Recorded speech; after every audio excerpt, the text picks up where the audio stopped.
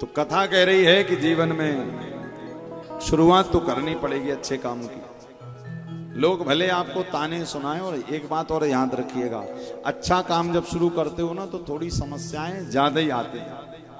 घबराइएगा मत, सब ठाकुर जी देख रहे हैं तुम कितने दिल से लगे हो। आज भगवान को देखो ना, दूध का दूध पानी का पानी हो गया, भगवान मणि लेकर आ गए। और वही मणि भगवान अब सत्राजित के पास जाकर कह रहे भैया ये ले तेरी मणि, तू कह रहा था मैंने चोरी की, देख मैंने चोरी नहीं की। वो सत्राजित बड़ा लज्जित हुआ, हे नाथ क्षमा कर दो, भाई तो गया, मणि मिल गई, अब मैं मणि का क्या करूंगा प्रभु, मणि भी आप रखो और मेरी बिटिया सत्यभामा के संग विवाह भी करो। ठाकुर जी का तीसरा विवाह हुआ सत्यभामा। भागवत में वर्णन आता है भगवान की एक और पटरानी है जमुना मैया, जो तपस्या कर रही है। यहम देवस्य सपितुर्दुहिता पतिमिक्षतेर विष्णु वरेण्यं वरदं तपः परममा स्थिता। भगवान के लिए तप कर रही हैं, हे नाथ आप हमें पति रूप में मिल जाए। ये वही जमुना मैया है। कौन सी? जब भगवान जन्म लिए थे तो बाढ़ बनकर भगवान के चरणों का स्पर्श पाकर शांत हो गई। क्यों? उस समय पर बाढ़ रूप में क्यों बनी थी जमुना मैया? कि जरा हमें अपने पति का दर्शन हो जाए, बालक रूप में भगवान कैसे दिखते थे। तो कहते हैं कि भगवान के मुख का दर्शन तो हुआ नहीं, वसुदेव जी की लंबी लंबी दाढ़ी का दर्शन हो गया। और वहीं पर वसुदेव जी ने जोर से चिल्लाया, भैया कोई लो बचाए लो वरना मैं डूब जाऊंगा।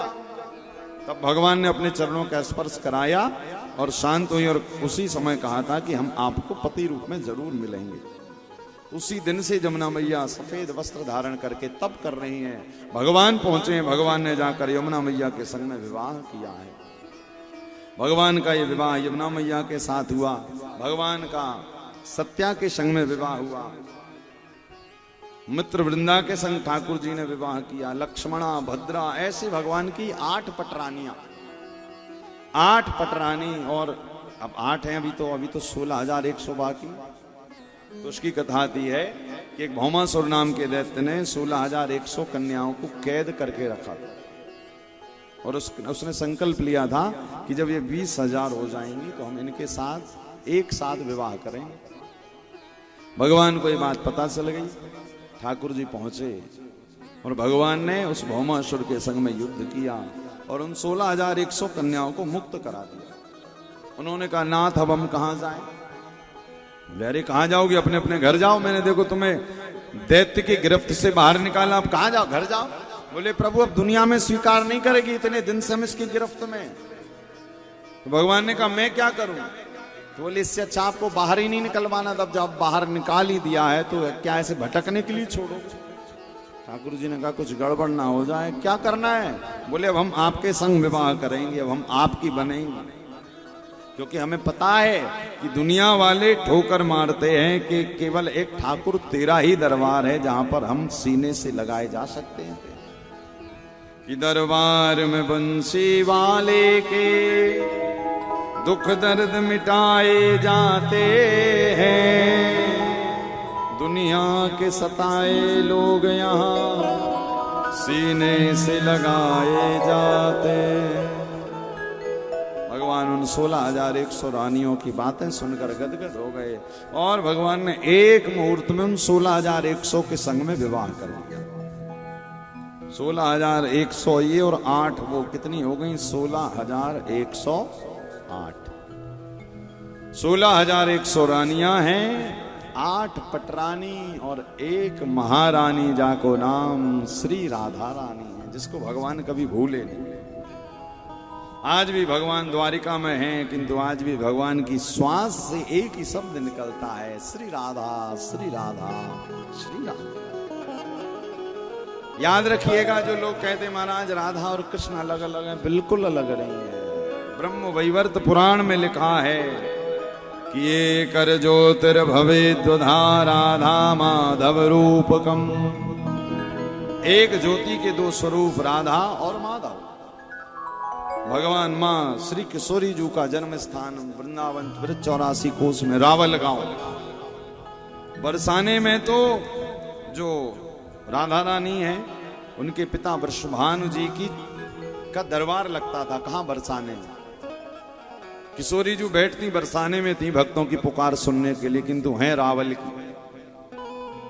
तो श्री राधा रानी कहते हैं आज भी हमारे वृंदावन में कृष्ण कृष्ण कोई नहीं कहता, कृष्ण भी जिनकी पूजा करते हैं वही है श्री राधा। कभी वृंदावन आइए आप लोग। वृंदावन में एक स्थान है जिसका नाम है सेवा कुंज।